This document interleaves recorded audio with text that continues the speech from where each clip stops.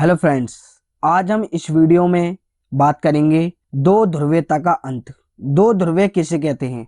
मैंने पहले वाली वीडियो में आपको बताया था शीत युद्ध के दौर में कि हमारा जो धरती है वो दो ध्रुव में बढ़ गई थी दुनिया। पहला ध्रुव अमेरिका, दूसरा ध्रुव सोवियत संघ। अब हम इस वीडियो में बात करेंगे दो ध्रुवीयता का अंत कैसे हुआ। बर्लिन की दीवार जो शीत युद्ध का सबसे बड़ा प्रतीक थी, जो 1961 में बनी और जनता द्वारा 9 नवंबर 1989 को जो तोड़ दी गई, वो दीवार एक तरफ थी साम्यवादी देश, एक तरफ था पूंजीवादी देश। वो दीवार तोड़ी गई और दो ध्रुवीयता का अंत हुआ। सोवियत संघ का विघटन हो चुका था। तो आइए आपको लेके चलते हैं, दिखाते हैं कैसे सोवियत संघ का विघटन हुआ। तो देखते हैं। सबसे पहला पॉइंट, सोवियत प्रणाली क्या थी? समाजवादी सोवियत गणराज्य यूएसएसआर रूस में हुई 1917 की समाजवादी क्रांति के बाद यूएसएसआर अस्तित्व में आया। 15 देश ने मिलकर एक गणराज्य की स्थापना करी जिसे सोवियत संघ कहा गया, और ये पूंजीवाद व्यवस्था के विरोध थी और समाजवाद के आदर्शों के समता मूलक समाज की जरूरत के प्रेरित थी। और कम्युनिस्ट पार्टी यहाँ चलती थी और कम्युनिस्ट पार्टी का यहाँ दबदबा था और अर्थव्यवस्था योजनाबद्ध और राज्य के नियंत्रण में थी। अब हम दूसरे पॉइंट की बात करेंगे कि दूसरी दुनिया किसे कहा जाता है। दूसरे विश्व युद्ध के बाद पूर्वी यूरोप के देश सोवियत संघ के अंकुश में आ गए। सोवियत सेना ने इन्हें फांसीवादी ताकतों के चुंगल से मुक्त कराया था। इन सभी देशों की राजनीति और सामाजिक व्यवस्था को सोवियत संघ की समाजवादी प्रणाली के तर्ज पर ढाला गया और इन्हीं के समाजवादी खेमे के देश या दूसरी दुनिया कहा गया। अब सोवियत प्रणाली की विशेषताएं हैं। सोवियत प्रणाली पूंजीवादी व्यवस्था के विरोध और तथा समाजवाद व्यवस्था के आदर्शों पर प्रेरित थी। सोवियत प्रणाली में नियोजित अर्थव्यवस्था थी, यह पंचवर्षीय जिसे कहा जाता है, उन्हें नियोजित बनाते थे।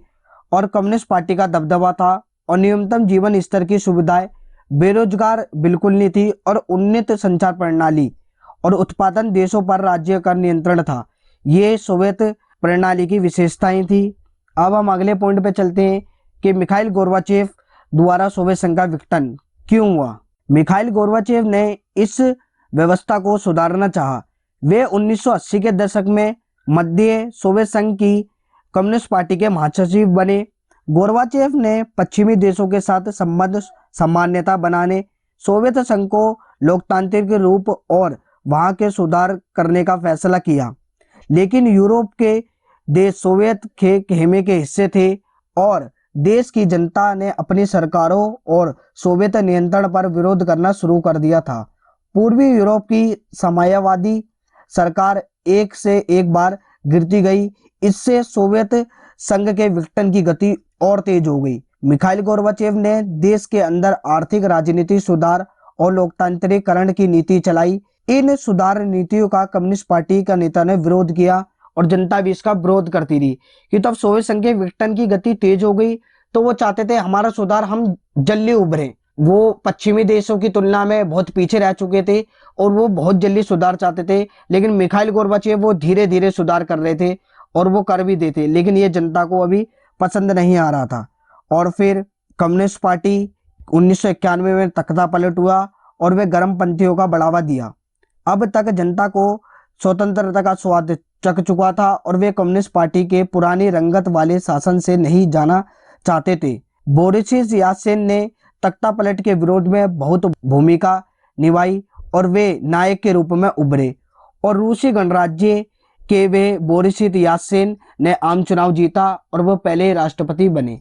और बोरिस याल्त्सिन ने 1991 में नेतृत्व में पूर्वी यूरोप के देशों ने तथा रूस, यूक्रेन व बेलारूस ने सोवियत संघ से समाप्ति की घोषणा भी कर दी थी और स्वतंत्र राज्य या राष्ट्र कुल बना और नए 15 देश का उदय हुआ। अब हम अगले पॉइंट पे चलते हैं कि सोवियत संघ के विघटन के क्या कारण थे।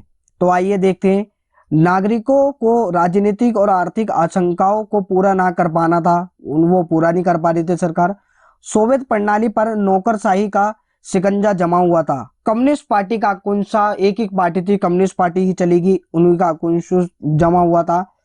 और संसाधनों पर अधिकतम उपयोग परमाणु हथियार में फूंक रहे थे कि हम पश्चिमी देशों के हथियार बनाएंगे, हथियारों की होड़, और प्रौद्योगिकी और बुनियादी ढांचे में पश्चिमी देशों के मुकाबले वो पीछे रह गए थे।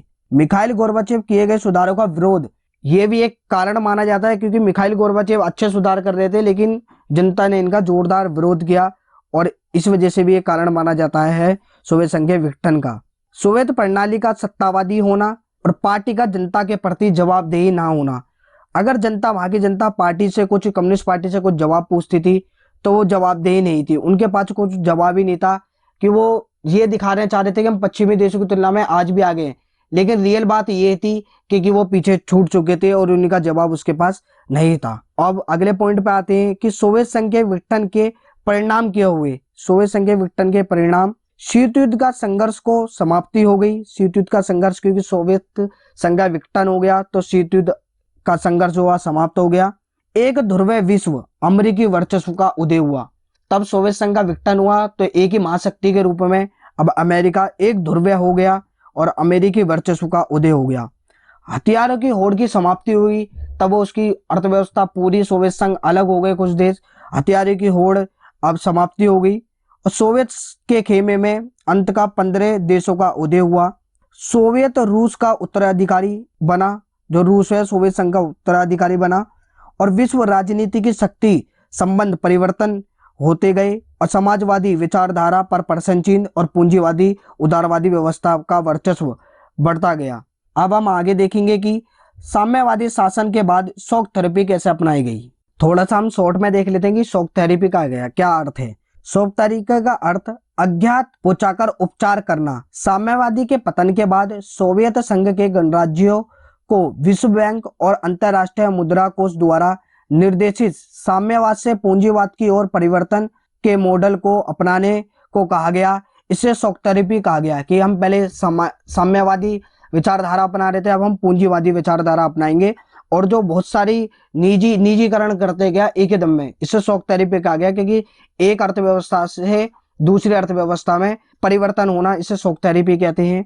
अब हम अगले पॉइंट के आते हैं कि शॉक थेरेपी की विशेषताएं देख लेते हैं कि राज्यों की संप्रदा का निजीकरण हो गया, सामूहिक फार्म की जगह निजी फार्म आ गए, मुक्त व्यापार अर्थव्यवस्था को अपना ले गया। ये बहुत तेजी से हो रहा था, बिल्कुल बहुत तेजी, और पश्चिमी देशों की अर्थव्यवस्था से जुड़ाव बना और पूंजीवादी के अतिरिक्त किसी की वैकल्पिक व्यवस्था को स्वीकार नहीं किया गया। मुद्राओं का आपसी परिवर्तनशीलता बढ़ी। और ये अब देखते हैं कि शॉक थेरेपी के परिणाम क्या हुए। अगर एक चीज हम इतनी जल्दी परिवर्तन कर देंगे कि एक विचारधारा वो देश अपना रहा है और एकदम दूसरी विचारधारा अपनाएगा, पूंजीवादी विचारधारा, तो कैसे क्या हुआ, उसके परिणाम क्या हुए।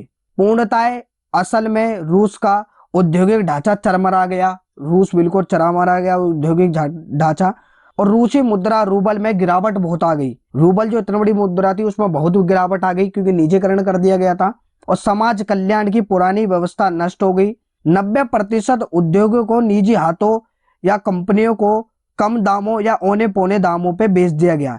इसे इतिहास की सबसे बड़ी गिराज सेल भी कहा जाता है, याद रखना, क्वेश्चन बन सकता है इस पे।